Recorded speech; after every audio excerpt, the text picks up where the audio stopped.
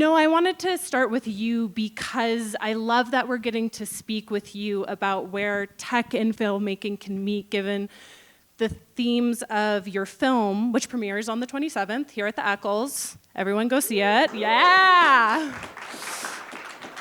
Your movie, which sees a pickpocket having to combine his old school trade up against when he's thrust up against these new technologies, which is very prescient for this discussion that we're having right now, certainly. But I'm wondering for you, just to begin with, as a longtime member of the indie filmmaking community, how have you seen new technologies and tools improve your and your fellow filmmakers' ability to work outside of the studio system and to get your visions onto the screen? Well, the first job that I had, was lugging 1,000-foot magazines of film from a set to the back of a truck where, a teenage kid who was probably still high or drunk from the night before was tasked with unloading this gold, the movie. I had to unload the movie in the back of a truck in a little thing and not get any light on it. And if I did that, I would not be here today. If I had fucked that up, I wouldn't that's it. You'll never work in this town again. So I think things have gotten better. And I appreciate, and listen, I've worked on movies where we've had, where video files have been corrupted, obviously. I worked on indie movie where we shot on a camera called the Genesis, which was one of the first, professional digital movie cameras, and it got stolen. And out of the back of the truck, and nobody found it. So I guess I say all this just to say that I think that things have gotten better in terms of probably workflow and accessibility, and definitely on the level for the more indie you are, the better it's gotten, right? Because you can afford now to buy great equipment or rent it or borrow it that you couldn't when I first started. But yeah, I think it's definitely changed a lot. I mean, hungover teenagers make the independent film community go round, as far as I'm concerned. Jana, I wanted to throw it to you now. With the Creators Coalition on AI acknowledges that there is immense business potential with these new technologies, while also advocating for guardrails and shared standards. I'm wondering for you personally, why did you join CCAI, and what are the conversations you want to have within the creative and the filmmaking community about this new technology? I'm so inspired by so many things that other people have said, including because my first job was distributing Chinese cinema, and I'd pick up these 35 millimeter prints, help me build muscle. It's crazy, and I thought about it. In the first film that I worked on digitally was with Milos Forman, and he was just cranky as hell. I can't see their eyes. I don't know what's going on. And they go, why?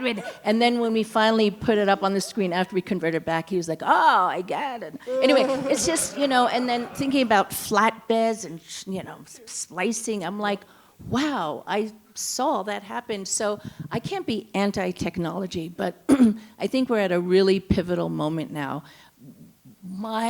One of my biggest concerns is erosion of trust. What happens to a society when you don't know when something is real or fake?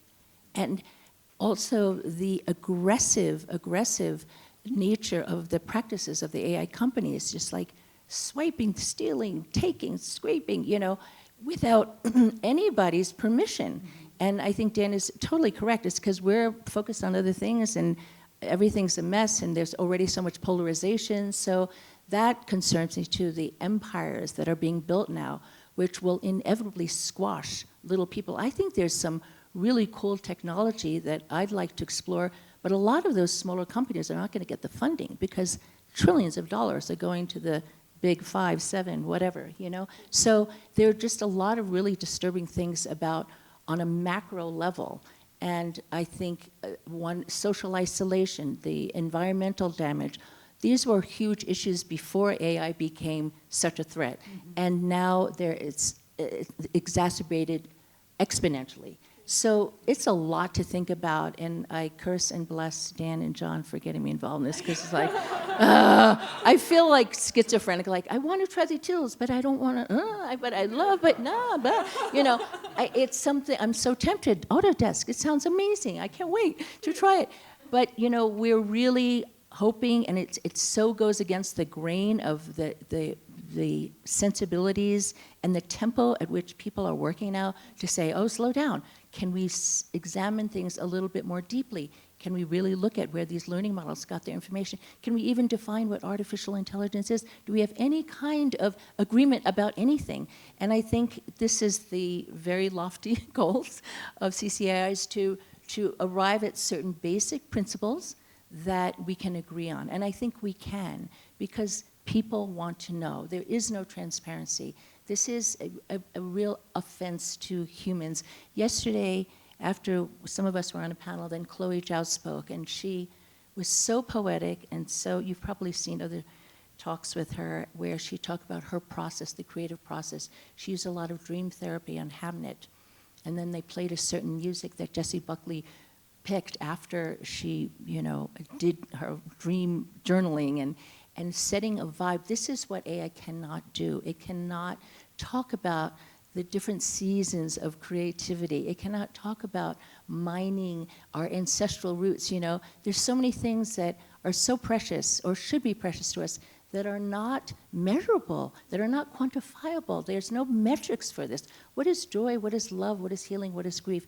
How do we, so this obsession with data, yes, it's very helpful.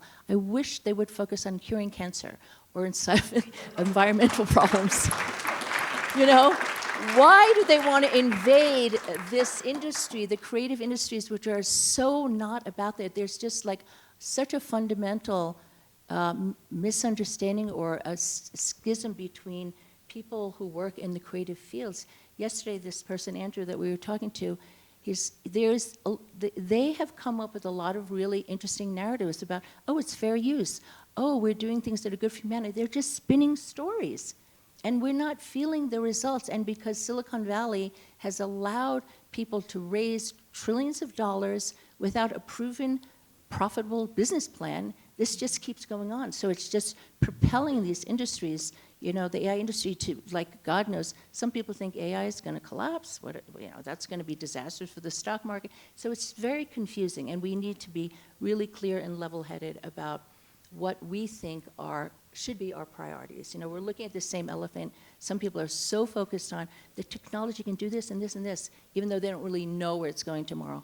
But how about thinking about humanity? Just like basic humanity.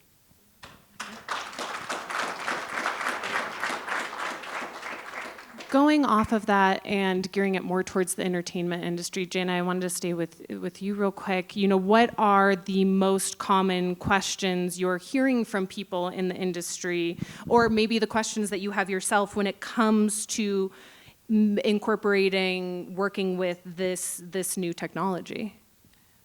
I think people want to know, what can we do now? And so the first thing is to present some, again, principles. It's like, can we be in agreement? We've already had many conversations with the guilds. We're starting with the studios. There's a lot to say. I think we can all agree on this, and I think if we have more leverage if we all decide that we are a body of people, and that will extend hopefully well beyond Hollywood to other creative industries, and say this is what the people are demanding. It's a grassroots movement. I mean, I don't know what else to call it, but it is that. And I think, again, tools, great, but let's really define our future. Yeah. Noah, for you, going off of that, something that gets brought up a lot in conversations about AI is how it can bring down costs, and obviously in independent filmmaking, costs are always at the front of mind. Have you and your fellow filmmakers, have you been involved in conversations about, and been thinking about, you know, what could AI do when it comes to independent filmmaking? You know, what are the questions that you have around that as a person who is making movies in this space? I don't think that I don't think that I have had conversations about what AI can do better than what we can do, because I don't think that people who are used to doing everything themselves and, you know, creating their little family and running off and joining the circus think that someone else is going to do it better than them, and they're not, and there is no, you know, back to the, you know, my first joke, it's like there is no margin for error. I was talking to you about this before the panel, right? You know, technology, I think, by and large, has a much higher threshold for failure than successfully making a movie or a TV show or a record or painting a picture, right? You know, if I tell you that I've got a piece of technology and 90% of the time it does whatever I say it's going to do amazingly, it does it perfectly 90% of the time, you might give me like $1 billion. Right? You might give me like $1 billion to like. If I had it, I would. Like, that yeah. sounds great. If I tell you that 10% of the time I screw up horribly at my job, I would never work again, right? Like the threshold, like it just like that. I'm not. I just don't think that it's there yet in terms of being sort of an existential threat, because.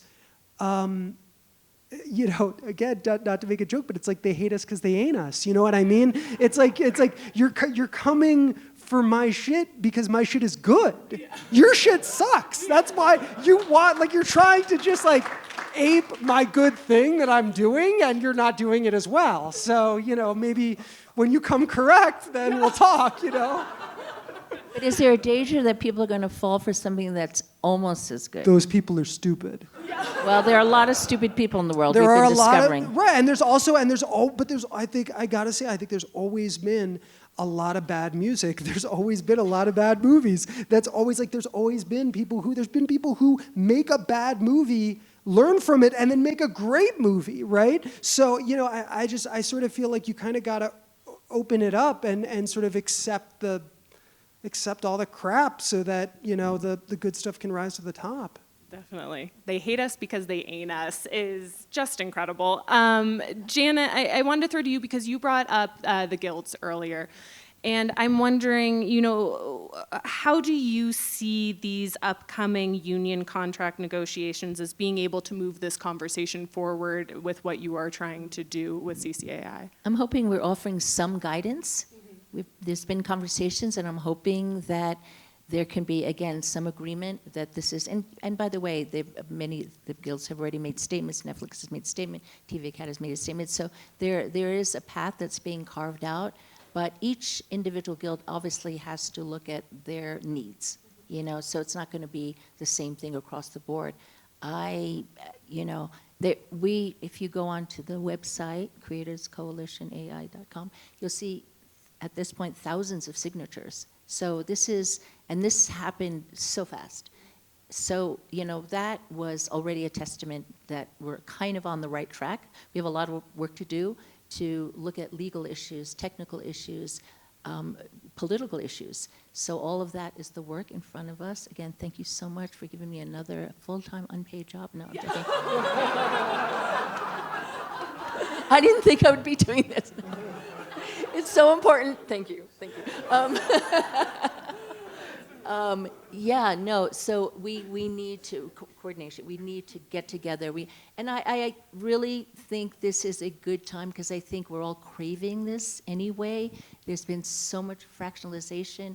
We need to come together. This is a perfect time to have a belief again in teamwork and coordination and again human interaction and finding agreement as opposed to constantly finding disagreement. Mm-hmm. So I'm really appreciative, even though I might be grumpy sometimes about it. Definitely. Noah, I saw you nodding along there, and I am wondering for you as a filmmaker actively, working within this current climate of filmmaking right now, what are some of the guardrails and the standards that you want to see in order to answer your questions about maybe employing this new technology in the future? You know, what would you like to see from an organization like CCAI? Well, I think, you know, traditionally, and I think in a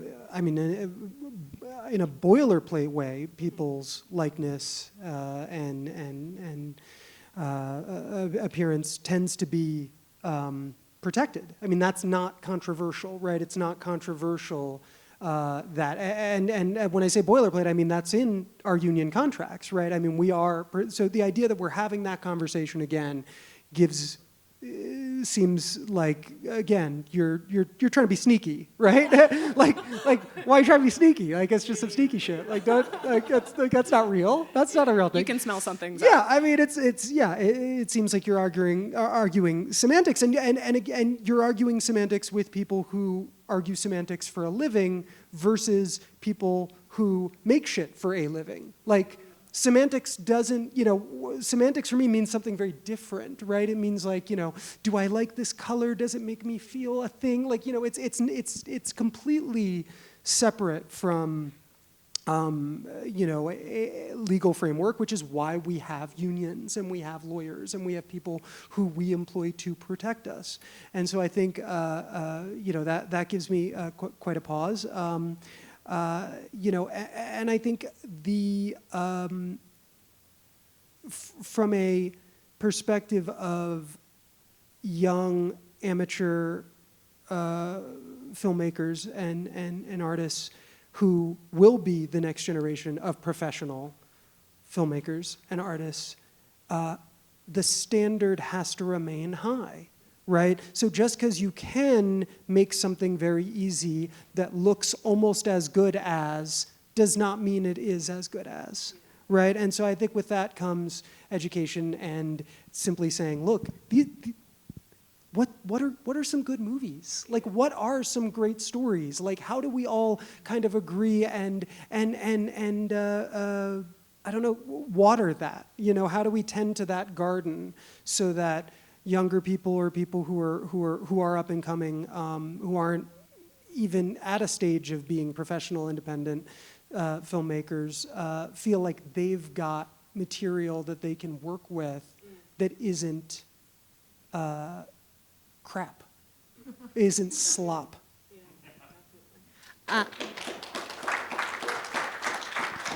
And I can confidently say, having seen it, a really great story is The Last Living Pickpocket in New York. Wait. Yeah. Thank you. And yes, and I wish we had more time to keep discussing it, but we have to keep this evening going. But thank you so much for taking Thank the you. time and sharing everything.